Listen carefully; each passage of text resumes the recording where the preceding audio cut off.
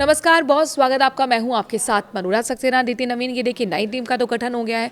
इसमें पूरी inside story आपको मनु की मास्टर क्लास में बताने वाले हैं कि किस तरीके से टीम में जेनजी की एंट्री हुई। 33% महिलाएं हैं, तो समझ लीजिए बीजेपी में बदलाव का ब्लूप्रिंट। बीजेपी ने इस बीच ब्रेकिंग न्यूज ये मिल रही है कि संगठन में एक बड़ा फेरबदल भी किया है। कई राज्यों के प्रभारियों की नियुक्ति कर दी है। विनोद तावड़े को उत्तर प्रदेश का प्रभारी बनाया गया है, जबकि सतीश पुनिया को पंजाब और तरुण चुग को गुजरात की जिम्मेदारी सौंपी गई है। तो पार्टी ने उत्तर प्रदेश, पंजाब और गुजरात के आगामी विधानसभा चुनाव के लिए कमर कस ली है। बीजेपी के अध्यक्ष नितिन नवीन की अगुवाई में घोषित नई राष्ट्रीय टीम में कई नए चेहरों को जगह दी गई है, तो वहीं चुनावी राज्यों की जिम्मेदारी अनुभवी नेताओं को सौंप दी गई है। पार्टी ने विनोद तावड़े को उत्तर प्रदेश विधानसभा चुनाव का प्रभारी बनाया गया है। उनके साथ जगदीश ईश्वर भाई पटेल को सह प्रभारी की जिम्मेदारी दी गई है। तावड़े बीजेपी के राष्ट्रीय महासचिव और राज्यसभा सांसद हैं। उत्तर प्रदेश बीजेपी के लिए काफी महत्वपूर्ण राज्यों में से एक है। ऐसे में संगठन की कमान तावड़े को सौंपना अहम माना जा रहा है। वहीं सतीश पुनिया को पंजाब विधानसभा चुनाव का प्रभारी बनाया गया है। पुनिया भी बीजेपी के राष्ट्रीय महासचिव और राज्यसभा सांसद हैं। पंजाब में पार्टी के सामने संगठन को मजबूत करने और चुनावी आधार बढ़ाने की चुनौती है। तरुण चुग को गुजरात विधानसभा चुनाव का प्रभारी नियुक्त किया गया है।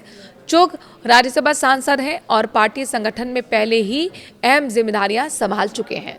गुजरात बीजेपी का मजबूत गढ़ रहा है। ऐसे में आगामी चुनावों को देखते हुए संगठन की जिम्मेदारी उनके हाथों में देना काफी महत्वपूर्ण है। तो बीजेपी अध्यक्ष नितिन नवीन की नई टीम के इंतजार की घड़ी खत्म हो चुकी है और देखिए किस तरीके से संगठन में बदलाव हुआ, नई टीम की घोषणा हुई और इसमें कुल मिलाकर 2027 और राज्य चुनाव के 2029 के लोकसभा चुनाव का खाका भी लगभग अब इस टीम के जरिए तैयार किया जाएगा। तो बीजेपी के राज्य की कमान नितिन नवीन संभाले हुए हैं। कम उम्र के नेता हैं और युवा को भी उन्होंने अपनी टीम में जगह दी है और उनकी टीम के ऐलान के साथ ही विश्लेषण भी शुरू हो गया कि किस तरीके से बदलाव में क्या कैलकुलेशन की गई है। तो कुल मिलाकर ये माना जा रहा है, जो कि राजनीतिक विशेषज्ञ ये मानते हैं कि इसमें राजनीतिक अनुभव को भी उतनी ही जगह दी गई जितनी युवाओं को यहाँ पर जगह दी गई है। नए चेहरों की भी एंट्री हुई है।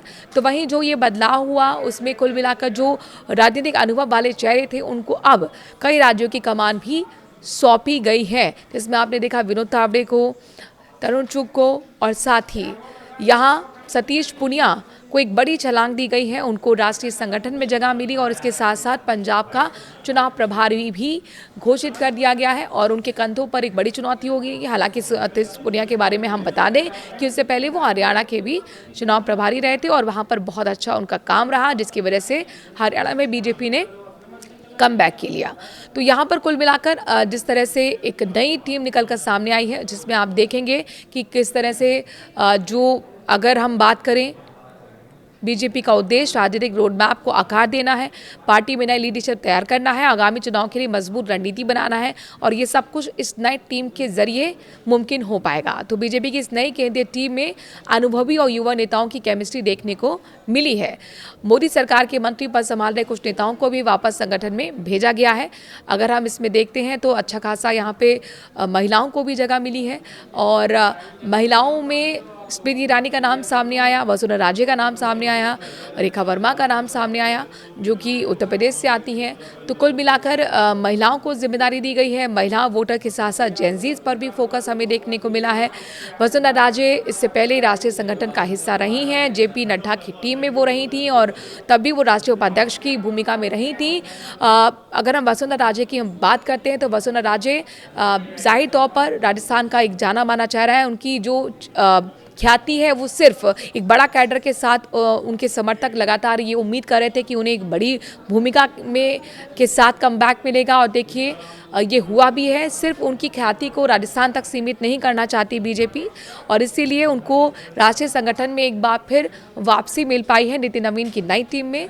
और वसुंधरा राजे जो कि पहले राजस्थान की मुख्यमंत्री भी रही, एक बड़ा कैडर उनके साथ रहा है और उनके राजनीतिक अनुभव जो है उसका इस्तेमाल यहाँ पर राष्ट्रीय संगठन में बीजेपी करने की कोशिश कर रही है। वहीं सतीश पुनिया के बारे में अगर हम बात करें तो सतीश पुनिया हाल ही में राज्यसभा के सदस्य भी बने थे और उनकी एक बड़ी छलांग यहाँ पर दिखती है।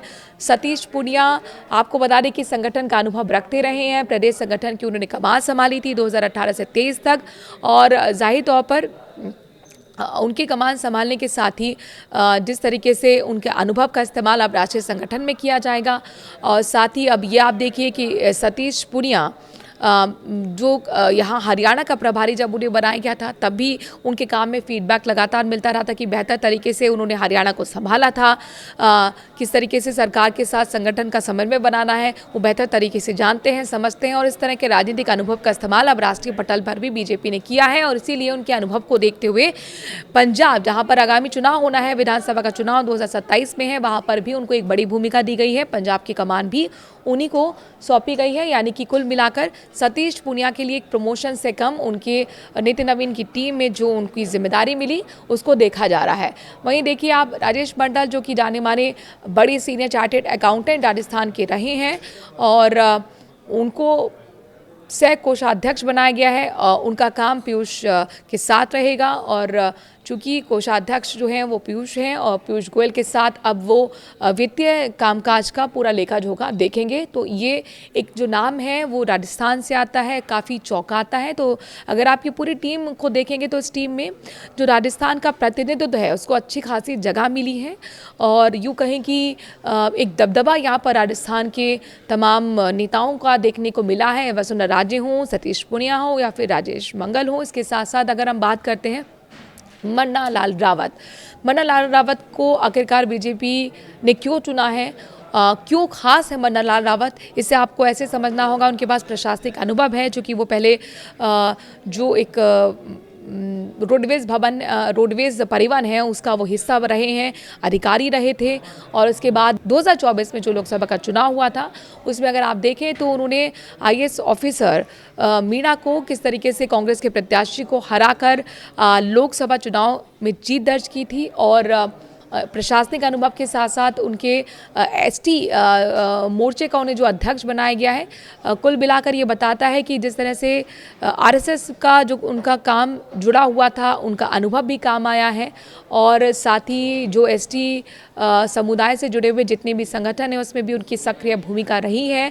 तो किस तरीके से आदिवासी समुदाय में अपनी पैठ को और मजबूत बीजेपी को करना है, ये मन्ना लाल रावत के जरिए बीजेपी करने की कोशिश करेगी। हाल ही में जिस तरीके से आपने देखा राजस्थान में एक संग्राम छिड़ा था वांगड़ इलाके में, चूँकि जो राष्ट्रीय धरोहर के रूप में यहाँ पर पहचान मिलनी थी, महापुरुष के स्थल को वो नहीं मिल पाई थी, और इसलिए एक बड़ा सेटबैक बीजेपी के लिए था। तो एक डैमेज कंट्रोल करने की भी कोशिश मन्ना लाल रावत के जरिए यहाँ पर बीजेपी ने नितिन नवीन की टीम में जगह देकर की है। इस तरह के यहाँ पर कुल मिलाकर लोगों का ये जो अनुभव साथ में लेकर चले, प्रशासनिक अनुभव लेके चले, साथ ही मन्ना लाल रावत राजस्थान में एक बड़े चेहरे खासतौर पर एसटी समुदाय के तौर पर गिने जाते हैं, एक आदिवासी बड़ा चेहरा है, तो उनको भी ये जगह मिली है। हालांकि सुनील बंसल का नाम भी यहाँ पर जिक्र करना बेहद ज़रूरी होगा, कोटपुतली से ज़रूर आते हैं, लेकिन उनको जगह मिली, उनका प्रमोशन मिला। हालांकि नितिन नवीन की टीम में सुनील बंसल को जगह तो मिली है, लेकिन वो दिल्ली के कोटे से मिली है, वो राजस्थान के कोटपुतली से ज़रूर आते हैं। तो ये कुछ चेहरे थे जो राजस्थान का प्रतिनिधित्व करते हुए नितिन नवीन की टीम में नजर आएंगे। और इसमें सबसे ज़्यादा जो प्रमोशन अगर किसी का हुआ है, जो लंबी छलांग लगाई है, वो सतीश पूनिया ने लगाई है। इस मुद्दे पर अगर आप कुछ कहना चाहते हैं कमेंट के जरिए अपनी राय ज़रूर रखिए। नमस्कार।